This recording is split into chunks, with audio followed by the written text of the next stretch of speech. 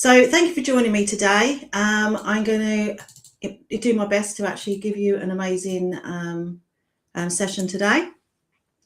So when was the last time you actually felt good? Not fine, not keeping up, but actually feeling good?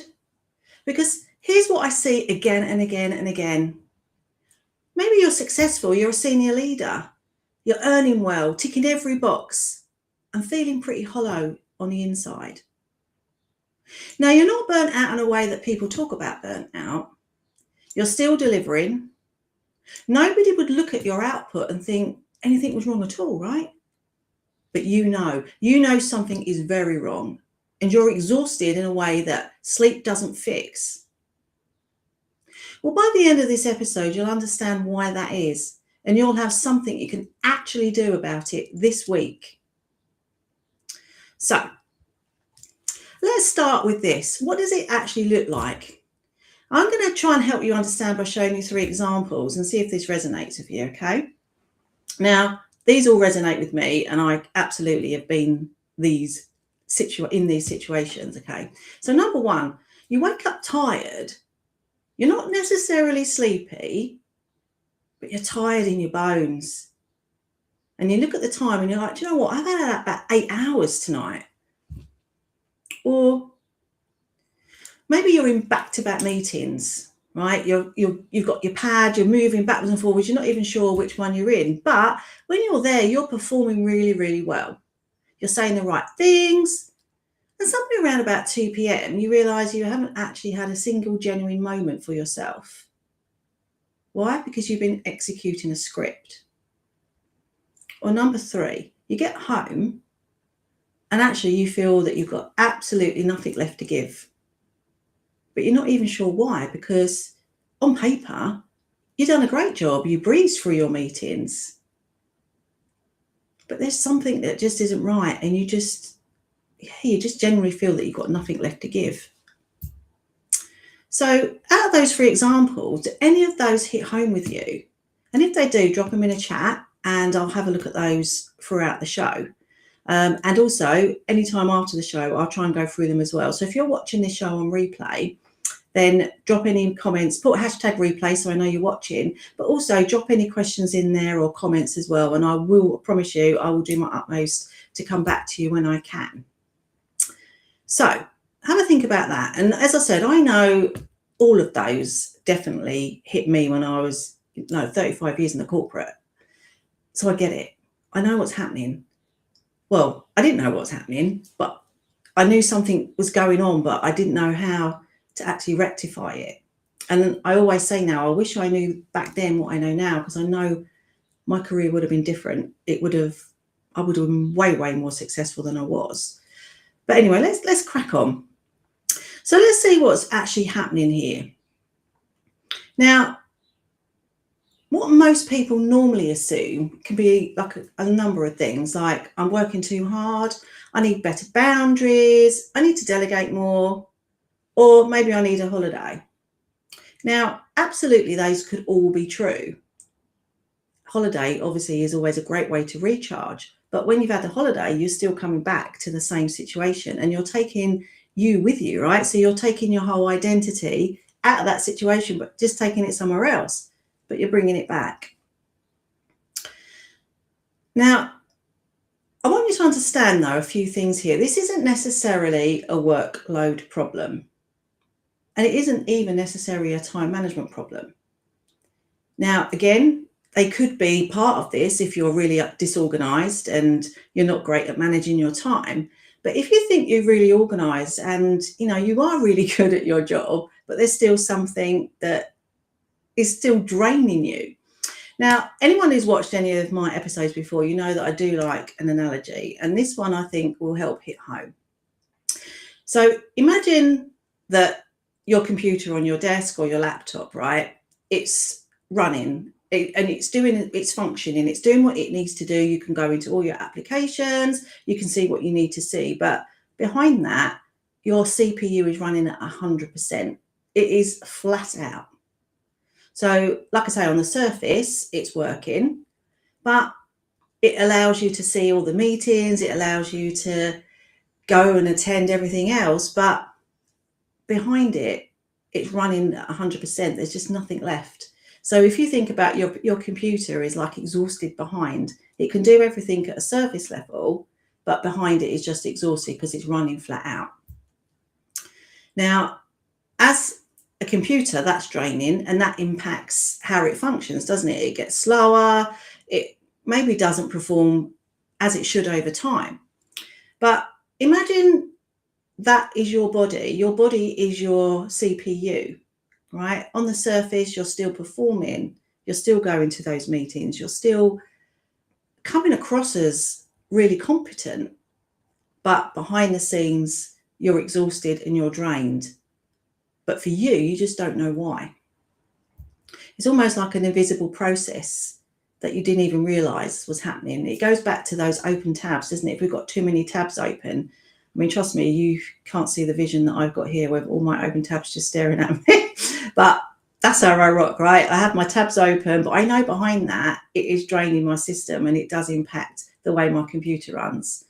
So I know that that can happen for me as well. If I don't close my tabs down, then I do feel drained and exhausted. So this is what happens when the version of you that you've been performing for 20 years is suddenly going, hang on, what's going on? Because it isn't actually you that's causing this, it's that identity behind it. So I'm going to show you what's really driving this. And then I'm going to give you a way to start to interrupt that process, right? So that you've got your takeaway for this week. And you're going to be able to do it in real time, and it's going to be really quick, but it's going to give you the opportunity to start listening to your mind and body and get yourself in that present moment. Because when we're not in that present moment, it means we're thinking about the past, we're thinking about the future, we're all over the place mentally, really. And that CPU is just draining. So when we can step into being in the present moment, even if it's just for a second, then we can start listening to what our body's trying to tell us. Okay. So let's talk about where this actually comes from. Now, I'm going to show you how some protective strategies are costing you everything. Now, that might seem quite dramatic, but just listen to this. It could be that you're over-delivering. It could be that you're that people pleaser. It could be that you're noticing that imposter syndrome kicking in more and more often. Perhaps it's that you're never switching off. Maybe you're saying yes to things when actually you really want to say no. Maybe it's that checking of emails at 10 p.m. just in case there's something that you really ought to look at. I mean, let me know if any of those, even just one, resonates with you. And again, I can honestly say I've been all of those over the course of a period of my life. Not now, obviously, because I know different. So, and this is important, these aren't personality traits. They are protection strategies. All right? So just let that sink in for a minute. You developed these when you were 5, 6, or 7 years of age because they worked for you and they kept you safe in the moment. They may also have got you approval from your caregivers or the adults around you. And actually, that probably made them happy. So if as a youngster, you didn't realize it was people pleasing back then, but you might have over delivered. You might have tried to do so well at school, for example, because maybe you did a test and you got 95% and you come home and your dad went, oh, why didn't you get 100%?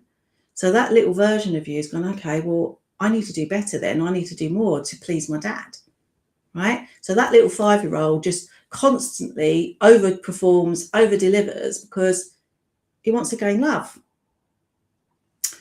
So you can have a situation where you keep running, you keep trying to run away from everything. So that identity of that little child at 5 who was trying to people please, if you like, their father, that little version of you that you need to keep pushing has taken you all the way through school. He's taken you all the way through your 20s, maybe uni, whatever it is you did. It's taking you to getting your jobs. It's taking you to get your promotions and maybe even your pay rises. And actually what you've built so far is pretty impressive. They got you here. They built your career. But they were never actually yours. They were your 5-year-old's best ideas for staying safe in this world that really felt unpredictable. Does that make sense? That little version of you at 5 felt safe by over-delivering, being a people pleaser. But that 5-year-old may still be running the show in your adult life now. So in that instance, you're not 5 anymore. But the problem is your nervous system doesn't know that. Your nervous system is still activated like it was when you were 5, when you needed to people please, right? And what's happening, it's a bit going back to that computer, it's scanning for safety all the time. In your subconscious programming, it's running to try and find that safety. Am I doing this right? Do they need my approval? Did that land well in that meeting? Did I say it the right way? What did they think of what I said? Did I get it wrong? And that is a real power drain. But here's the most important thing that people miss. Your brain isn't just reacting to what's happening. It's constantly imagining what might happen next. It might be imagining on how's that email going to land? What were they going to think of me in that meeting? Oh, did I say the right thing? Oh, no, I should have said that. And you're running overly over and over everything in your head, using your imagination. Now, one thing about our imagination, okay, we all have one, and there are no limits to our imagination. And this is important, right? When we are overthinking, when we're worrying about what people say, when we're scared about what's going to happen in the future, when we're in a fear state, our imagination is working overtime.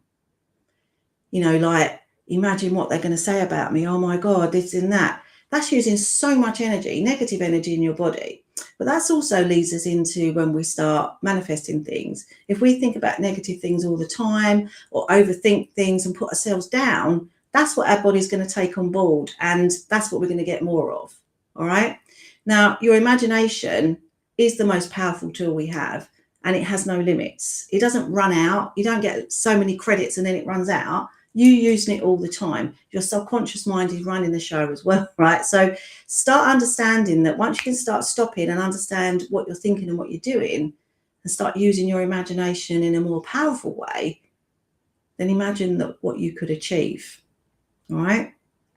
So this little version of you that was 5, that wanted to people please and didn't know any different, that's 5-year-old is still running your show.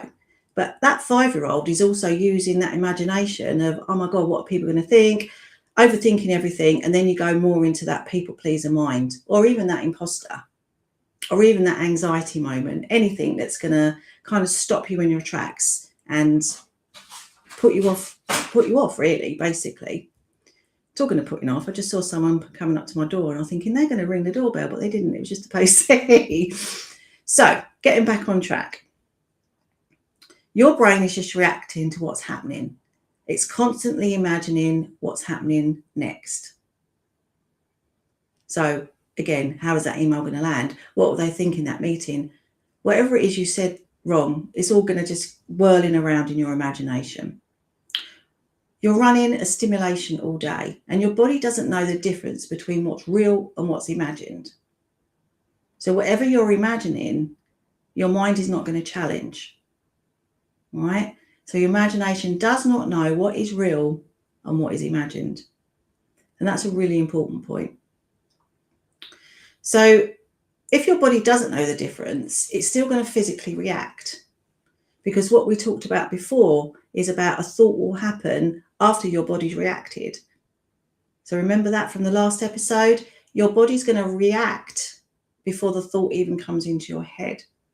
So that means, again, if you're in that meeting and you're being triggered, that's your physical reaction. That's that 5-year-old version of you that's kicking in before you've even had a chance to think about, oh my God, have I said something wrong? And this is why I'm so passionate about all of this, right? Because our identity is driving who we are as an adult. And we just don't know this stuff.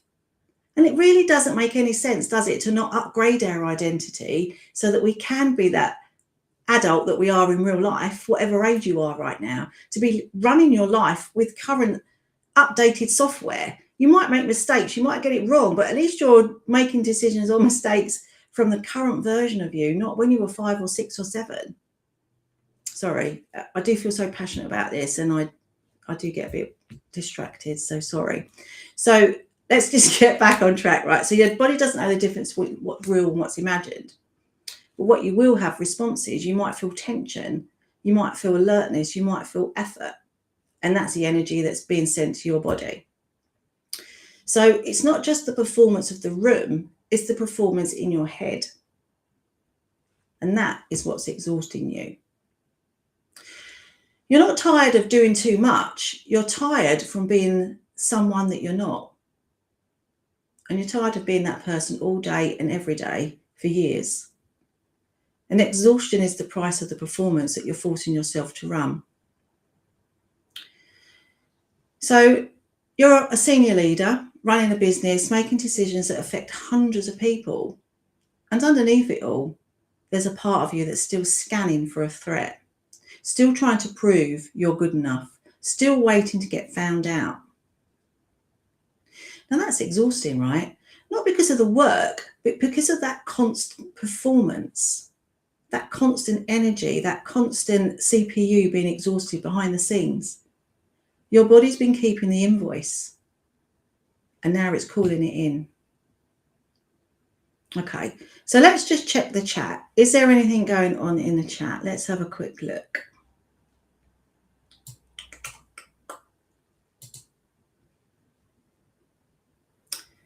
So what have we got? Yeah, we've got a few people in the house again. Good to see you. Yeah, high performance without rest is unsustainable. Yeah, thank you for running and naming the hidden costs so many ignore. Yeah, it's very true. Everything that goes on in our identity is running what's going on in our lives. So let me just get back on track. 2 seconds. I seem to have lost. There you go. Right. So let's look at what we're actually doing about this, right? Now, as you know, with all my shows, I do like to give you something to help you, something that's for you to take away and practice. And this week, I want to talk to you about something called the recognition reset. It's very straightforward. It's just 3 steps. It's catch, name, and choose. So how do you want to use this? Well, this can be used any time that you want to start bringing yourself into the present moment, right? So what step 1 is I want you to just catch something, catch the performance. So you're in a meeting, you're about to say something, and you notice this isn't what you're actually thinking. This is me trying to manage what they might think. That's the moment that you want to catch. Step 2 is naming it. Name what's running. So you can just say silent to yourself, this is that old program. This is that 5-year-old trying to keep everyone happy.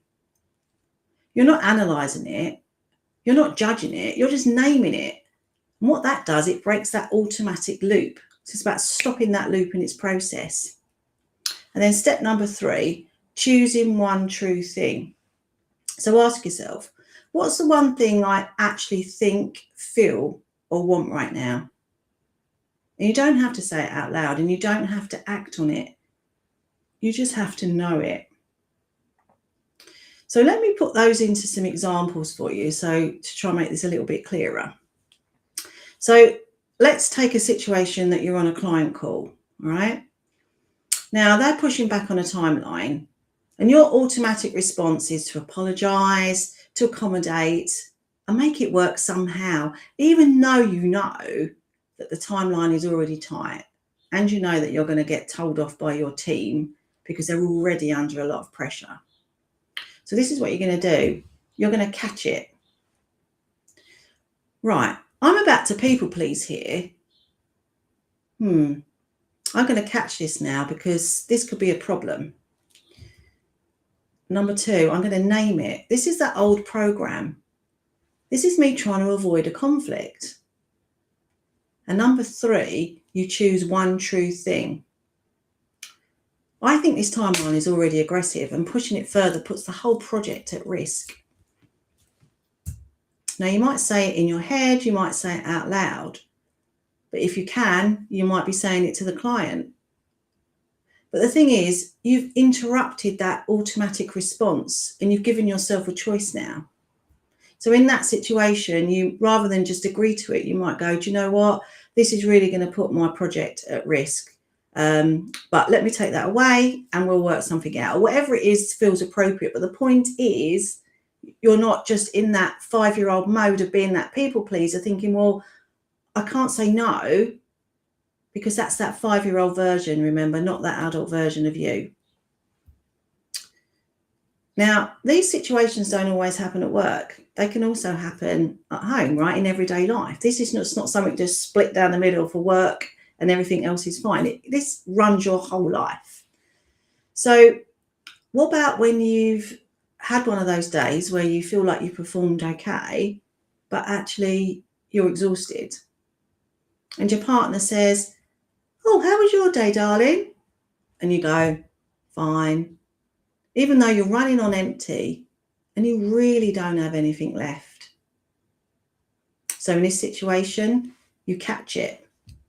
I'm about to perform fine when I know I'm not fine.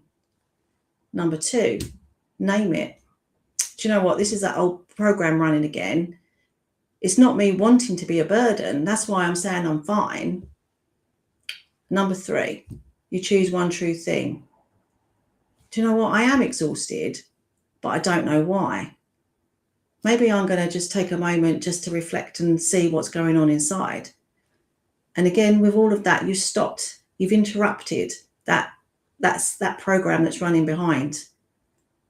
And just being in that present moment, just for a moment, literally for a moment, is going to make changes in your life, because now you can go, wow, I've noticed something there, I've interrupted it. And it's really an easy thing to do. It's just 3 steps to remember. And you can start interrupting your day. You can start doing things differently and start noticing what's going on. And start being present. It might be the first time you've ever done this, but start to be in the present moment and start noticing what your mind and body is trying to tell you. Okay. So which step feels like the hardest one for you? Is it catching it? Is it naming it? Or is it choosing a different thing? Please drop that in the chat if you've got any comments on that. So here's what starts to shift when you do this. Every time you run the reset, something shifts. You prove to your nervous system that it's safe to be you, that you don't have to perform to be accepted. And the real version of you, with limits, opinions, needs to be allowed to exist. That's not a mindset shift, that's an identity shift. And when your identity shifts, everything shifts. And that also means that the exhaustion starts to lift, not because you're necessarily doing less, but because you've closed that background processor. That CPU is not running at 100% exhausted anymore. And you stop the constant scan for approval. And once you've stopped asking your body to find all these threats, you can start reducing the energy that you're using. So now maybe you're only using 80%, 70%, 50% of that CPU. And that quietens things down and the energy will come back online. And once you start doing that, decisions get easier, clarity returns, and you can start seeing this path. And you can start taking it, and eventually you can start to use your intuition and start going with what feels right rather than what your old identity or old programming is telling you to do. But this recognition reset, this is where it all starts. This is the first move. So let me just have a quick look in the chat. We've got, I love this. It's not just about mindset. No, it isn't. It's about how your body is storing these physical feelings and memories. and I like to call it your filing cabinet of life. That's what's running the show. And this is a thing, mindset does have a powerful part to this, but you cannot change these things on mindset alone. You have to change them at the identity level. So the exhaustion you're feeling isn't about how much you're doing. It's about the version of you that you've been doing it for a while with. So your action this week is to pick one situation where you know that you're performing. Maybe that's a meeting, a conversation, a moment where you say what you think they want to hear instead of what's actually true. So I want you to run the recognition reset. So remember, it's catch what's going on, name it, and choose something different. So catch, name, and choose. You don't have to change anything externally. Just notice it. Notice what shifts internally when you make contact with it. Notice what's actually true. And I promise you, once you start becoming aware of what you're doing, you can start making changes. Awareness is the first step. So if this has landed for you, here's what I suggest we do next. If you've recognized yourself in this episode, if you're the one who looks fine on paper but knows something that's very wrong underneath, you're not going to fix this with tools you run once or twice. The recognition reset interrupts the patterns, but the pattern's been running for decades. Changing the operating system underneath, that's the difference that's going to make the change happen. So that's why I created the Upgrade Game Plan. It's a 45-minute working session where we figure out what's actually driving the exhaustion, what's driving the performance, what's running on empty, and what could shift it. Now, I'll reach out personally when capacity opens. So if you want in, I want you to join the waiting list. Now, as soon as I've got any slots, I shall give you a call. I've got a couple, I think, this week. So just join and I'll get back to you as soon as I can. And you can see the QR code up on the screen there. So just QR code that, put your name down, and I'll get back to you as soon as I can. So I think the takeaway here is, what's the performance that you're most tired of running? The one that costs you the most energy? Drop that in the comments for me and I'll come back to you. So just to summarize for today, okay, we have the recognition reset, catch, name, and choose. Start using it. You're not tired from doing too much. You're tired from being someone that you're not. The over-delivering, the people-pleasing, never switching off, that protective strategy is not a personality trait. Your 5-year-old's best ideas for staying safe could still be running your career now. So if you've got any questions, put them in the chat. I'll get back to you as soon as I can. And it's been a pleasure being here with you again today, and I look forward to seeing you next week. So every Wednesday, my YouTube channel, Milliside Therapy and Coaching, at 11:30. I'll have a new episode for you every week. If you're watching on replay, please put hashtag replay so I know you're watching. Like and subscribe. Please, let's grow this so that we can get more people to share this knowledge. So I've been Julie. Thank you very much, and I look forward to seeing you next week.